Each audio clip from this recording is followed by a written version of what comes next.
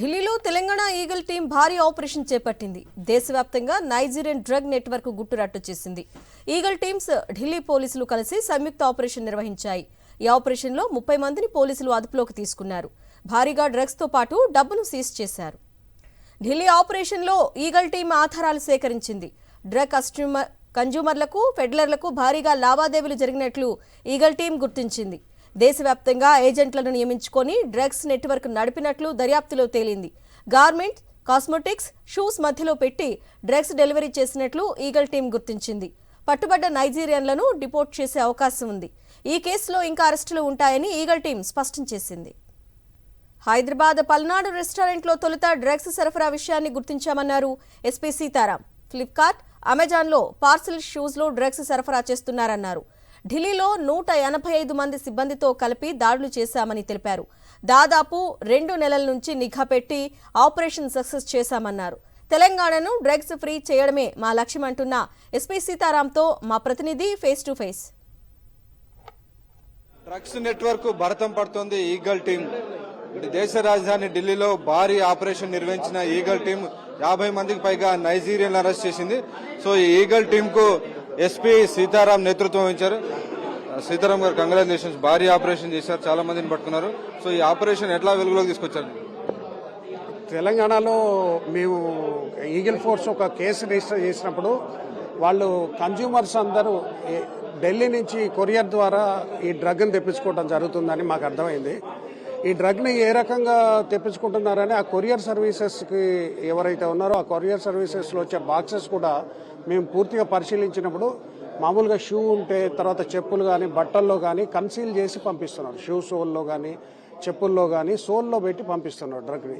ఇది గుర్తించి ఎక్కడి నుంచి వస్తున్నాయి ఈ సోల్ ఇది మొత్తం అని చూసినప్పుడు ఇవి ఢిల్లీ నుంచి కొరియర్ సర్వీసెస్ బాగా ఎక్కువ వస్తున్నాయని అర్థమైనప్పుడు ఢిల్లీలో కూడా వచ్చి ఈ కొరియర్ సర్వీసెస్లో ఎవరు పంపిస్తున్నారు వాళ్ళ ఫుటేజెస్ తీసుకొని దాని మీద మేము స్పెషల్గా ఫోకస్ చేసినప్పుడు కొంతమంది వ్యక్తులు వచ్చి కొరియర్ సర్వీస్లో ఏవైతే పార్సిల్స్ అక్కడికి వస్తున్నాయో వాటిని ఇక్కడ ఇచ్చిపోవడం జరిగినప్పుడు మేము వాళ్ళని గుర్తించి వాళ్ళ ఫోన్ నెంబర్ల ద్వారా వాళ్ళ నెట్వర్క్ని అర్థం చేసుకున్నాం. ఫస్ట్ ఈ నెట్వర్క్ను ఛేదించకుంటే ఇదే విధంగా మనం తీసుకున్నప్పుడు ఓన్లీ తెలంగాణలోనే 1975 మంది కన్జ్యూమర్లకు వీళ్ళు పంపిస్తున్నారు.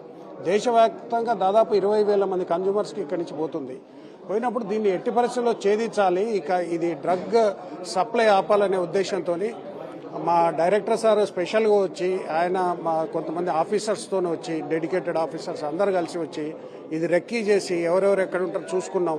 దాని తర్వాత మేము ఢిల్లీ క్రైమ్ బ్రాంచ్ని అప్రోచ్ కావడం జరిగింది, అదేవిధంగా ఎన్సీబీని అప్రోచ్ కావడం జరిగింది. నిన్నటి రోజున దాదాపు క్రైమ్ బ్రాంచ్, తెలంగాణ పోలీస్ కలిపి 180 మందితో ఒక స్పెషల్ ఆపరేషన్ 18 ఏరియాల్లో ఒకేసారి అటాక్ చేయడం జరిగింది. దాదాపు 13 కోట్ల డ్రగ్స్ పట్టుకోవడం జరిగింది. అదేవిధంగా చాలామంది ఓవర్ స్టే ఉన్న నైజీరియన్స్, తర్వాత మా కేసు రిలేటెడ్ 6 మంది, తర్వాత వీళ్ళ దగ్గర కేసులో ఒక 3 మెయిన్గా దొరకడం జరిగింది.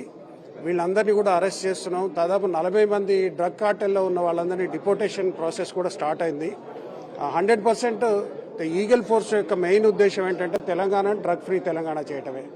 సార్ ఎక్కడ కొరియర్ మన దగ్గర హైదరాబాద్ లో డిస్ట్రిబ్యూట్ అవుతుందంటారు? ఏదో రెస్టారెంట్ పేరు చెప్పారు. అది మల్నాడు అనే రెస్టారెంట్ ద్వారా ఫస్ట్ గుర్తించడం జరిగింది. మిగతా చూస్తూనే ఉన్నాం మేము ఆల్రెడీ అన్ని చోట్ల. అంటే మాకేంటంటే మెయిన్ ఈగల్ ఫోర్స్ లక్ష్యం ఏంటంటే తెలంగాణకి డ్రగ్ సప్లై ఆపాలి. అదే లక్ష్యంతో మా డైరెక్టర్ గారి ఆధ్వర్యంలో మేము పనిచేస్తాం. మొత్తం నెట్వర్క్ మాస్టర్ మైండ్ ఎవరు? అది మాస్టర్ మైండ్ అని ఏముండదండి. అది బద్రుద్దీన్ ఈజ్ ఏ టూల్ ఆడు, one of the main tool ఆడు. ఇది మెయిన్ జరిగేదంతా నైజీరియన్స్ అక్కడే కూర్చొని చేస్తారు వాళ్ళు. సార్ ఇది ఇంటర్నేషనల్ నెట్వర్క్ అని చెప్తున్నారు. సో ఇక్కడ తీసుకొచ్చిన డబ్బును ఎట్లా వాళ్ళు ఇంటర్నేషనల్ ఏ కంట్రీకి వెళ్తుంది ఎట్లా? అది చాలా పెద్ద విషయం. దాని మీద ఇంకా మేము పూర్తిగా చేయలేదు. వాళ్లకు నెట్వర్క్ కొరియర్ ద్వారా వాళ్ళు అందుకుంటున్నారు కదా. ఆల్రెడీ ఒక వ్యక్తి దగ్గర ఒక కొరియర్ బాక్స్ దొరికింది, అందులో ఆ బాక్స్ లో డ్రగ్ దొరికింది. అది ఏ కొరియర్ నుంచి వచ్చిందని చూసుకొని మేము ప్రొసీడ్ అయినాము. సార్ అమెజాన్ అంటే చాలా పెద్ద సంస్థలు కదా, వాటిని ఎట్లా వీళ్ళు మిస్యూజ్ చేసుకుంటున్నారు, వాటి ముసుగులో తీసుకొస్తున్నట్టున్నారు.